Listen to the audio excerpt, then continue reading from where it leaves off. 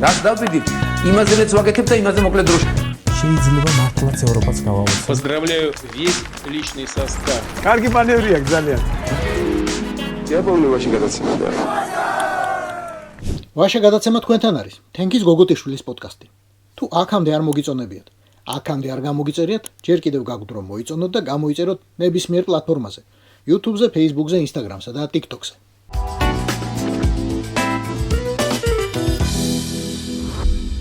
საქართველოში ხომ იცით როგორ გარბის ეკონომიკა? ის წინ მირბის და ჩვენ ვეღარ ვეწევით. რაღა ჩვენ ევროპა ვერ ეწევა და ამერიკა, სინგაპური და ჰონკონგი საერთოდ რა მოსატანია. ოღონდ უცებ, ელვამ გასერა უღრუბლო ლურჯიცა. აუდიტის სამსახურმა გამოაქვეყნა ანგარიში, რომელთაც ირკვევა, რომ ასე განვითარებულ, აყვავებულ და გადაყვავებულ აჭარაში ვერაფრით ვერ ასრულებენ პრივატიზაციის გეგმას. თურმე. და ვერ ასრულებენ არა ის სიტყვა, რომელიც უნდა გამოვიყენოთ. ჩამორჩებიან გეგმას? არა, არც ეგ. აჭარამ პრივატიზაციაში ჩააჯვა, ეგ უფრო ზუსტად გადმოსცემს სათქმელს. ჩამორჩენა 1, 2 ან 5% კი არა, ჩამორჩენა 97.9%. ჩავთვალოთ რომ 100. პრივატიზაციით აჭარის ბიუჯეტში ამ წელს 200 მილიონის ნაცვლად სულ 4.5 მილიონი შევიდა. აჭარაში ხალხო, აჭარაში სადაც პროჭორილელები რაღაც კუნძულებს აშენებენ ზღვაში, იმიტომ რომ ამბობენ ხმელეთზე ვეღარ ვეტევითო. აჭარაში, რომელიც აპირებს დუბაი ჩაისვას ჯიბეში. ამ აჭარაში პროჭორილელთა გამოცხადებული აუქციონებიდან გეგმის სულ 2.5% შესრულდა. ამას მოხერხება უნდოდა და თქვენ ეს მოახერხეთ პროჭორილელებო. აჭარაში, სადაც ჭაობებიც კი 20 ბირად იყიდება, სადაც ყოველ წელს თითო სარატოვი შენდება და ჩელიაბინსკი თავისი შესაბამისი მოსახლეობით. თქვენ პრივატიზაციის გეგმაში უბრალოდ ჩააჯვით. ძალიან კი მაინტერესებს რას დააბრალებთ ახლა. აკაცუკებს, deep states, იქნებ რიჟვაძის მოხსნას, მისი მკვლელობის მცდელობასა და უტელეფონობას. თუ უბრალოდ თქვენს პროჭორილელობას, როცა სანქცირებული მილიციონერი დაგინიშნეს უფროსად და მერე გითხრეს, აწი მამა დამარჩენალი ამას დაუძახეთო. უსახკარო ადამიანებს ჩემი განსაკუთრებული ხარდაჭერა და პატივისცემა და შენ პირადად გილოცავ დამდეგ ახალწელს. აქ შოუები არ მოვაწყო. უსახკარო ადამიანები ჩემი და ჩემი გუნდის პრიორიტეტია. ბოდიში თუ ბიუჯეტში ჩამჯმელთ ამაზაშულს, მილიციონერს, უსახლკაროებმა ნაძალადევ პრაზნიკში ჩაუჯვეს. მისანახავად მივიდნენ ადამიანები, უსახლკარო დარჩენილები, რომ კითხვა დაესვათ. ამაგე როგორც ჭეშმარიტ პროჭორილელს ეკადრება, ეგრევე პროვოკატორები ხარ და შოუს დადგმა გინდათო. განსაკუთრებით ულოცავ უსახკაროებს, ისინი არიან ჩვენი სატკივარი და თქვენ დგამთ შოუს. შოუს კი არა, 4 კედლის დადგმა უნდა მაგხალს პროჭორილელო და ზედ კიდევ სახურავის და მხოლოდ ეგ ქონდათ სათქმელი. სანამ შენ მილიციას უბრძანე რომ იქიდან ძალით გაეთრიათ.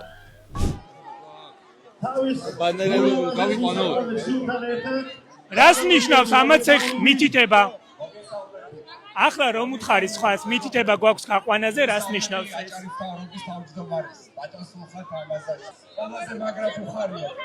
ახლა ხანს უპასუხეთ თქვენს კოლეგას და რას გულისხმობდით? ვიზე გაქვთ მითითება რომ გაგიყვანოთ? მხოლოდ სახლი აინტერესებთ, მხოლოდ საკუთარი საცხოვრებელი, რომ შვილები შეაფარონ თოვლსა და წვიმას. ყველაფერი დანარჩენი შოუს ჩათვლით სულ ირაკლი კობახიძეზე გიდიათ.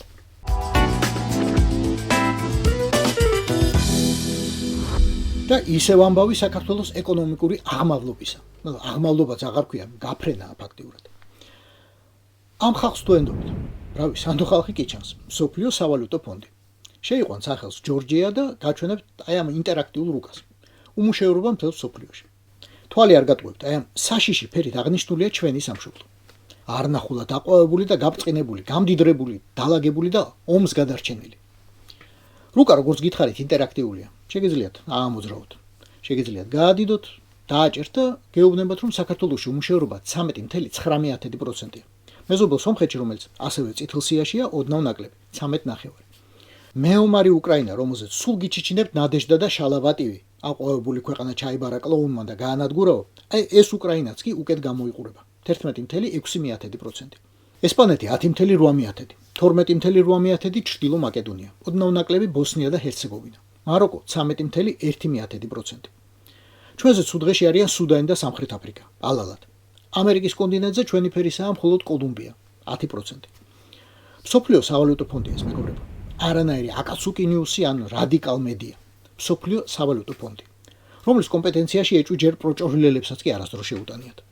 აწი რას იზამენ, ნახავთ ერთად. თუმცა იგივე მონაცემები სხვა წყაროებსაც აქვთ და ძალიან მსგავსი. ეკონომიკ ინსაიდერის ანგარიშითაც საქართველო მსოფლიოში მესამეა. მსოფლიოში მესამე. დაუკვირდით. ოღონდ ბოლოდან უბედურებით. კიდევ უფრო მეტი 14.9%-ით. საუკეთესო სტატისტიკა აქვს ტაილანდს, მხოლოდ 1%.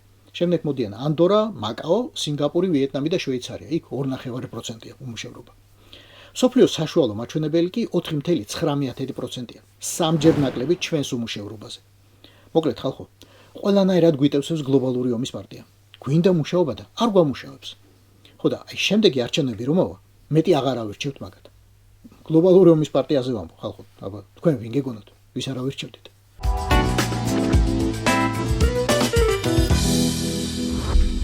საფრებში რომ რაღაც ჯადოსნური სარკეები ჩაიხედავ და მომავალს ხედავ. აი ასეთი სარკე ამბები აფხაზეთისა და სამაჩაბლოს თავს რომ ხდება.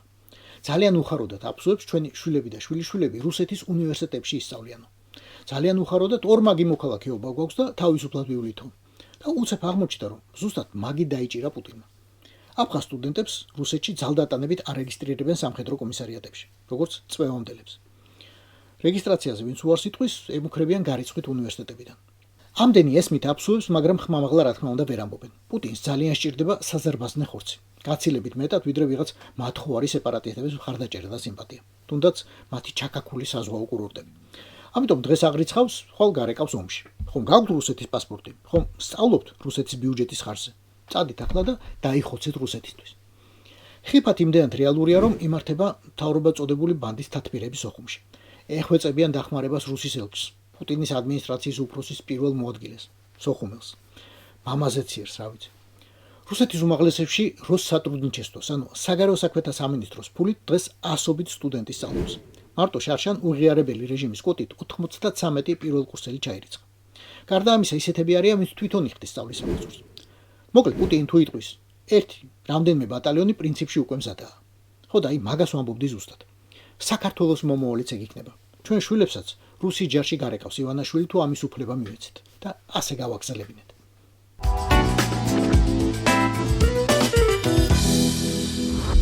ქართული ხელოვნების მიღწევებს ვეღარ ვითვლით უკვე.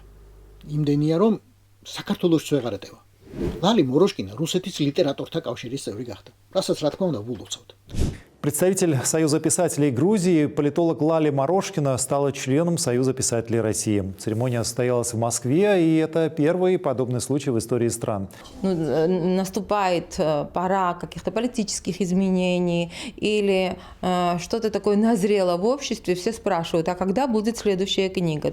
დღეიდან მწერალთა კავშირის წევრი ვარ და ასევე გადმომეცა ჯილდო საქართველოს კულტურის დესპანი. და ულოცავთ რუსულ ლიტერატურულ სამყაროს ასეთი ავტორის შემატებას პირველ რიგში.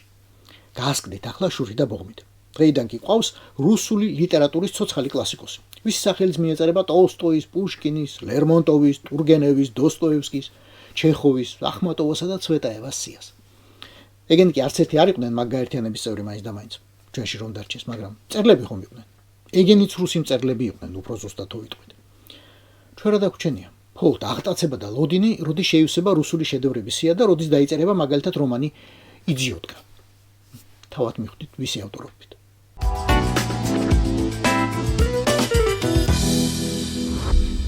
საქართველოში დაითვალეს ყველაზე პოპულარული სახელები. ის რასაც 2025 წელს არქმევდნენ შვილებს მშობლები. გამარჯვებული გახდა ალექსანდრე, 691 ბიჭი. ცოტა ნაკლები გიორგი, 668. თომა 589. 584 ლუკა და 559 დემეტრე. გოგონებში პირველია ნიცა 640. 527 მართა და 499 თაია. 472 მარიამი და 459 ევა.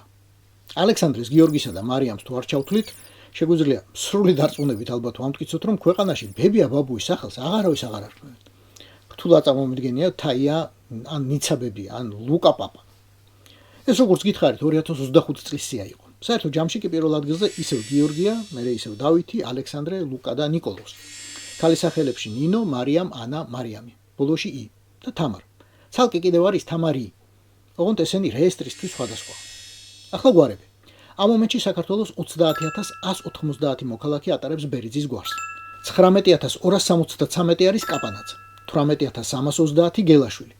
მერე არიან მაისურაძეები, მამედოვები და გიორგაძეები. და იარონ. ამინ. შობასა და ახალ წელს გილოცავთ. ეს იყო ვაშე გადაცემა. თენგიზ გოგოტიშვილის პოდკასტი. აუცილებლად მოიწონეთ და აუცილებლად გამოიწერეთ ნებისმიერ პლატფორმაზე: YouTube-ზე, Facebook-ზე, Instagram-სა და TikTok-ზე. რას დავდივით? იმაზეც ვაკეთებ და იმაზე მოკლედ დროში. შეიძლება მართლაც ევროპაც გავავოცოთ. Поздравляю весь личный состав. კარგი მანევრია ძალიან. Я помню ваши გადაცემა და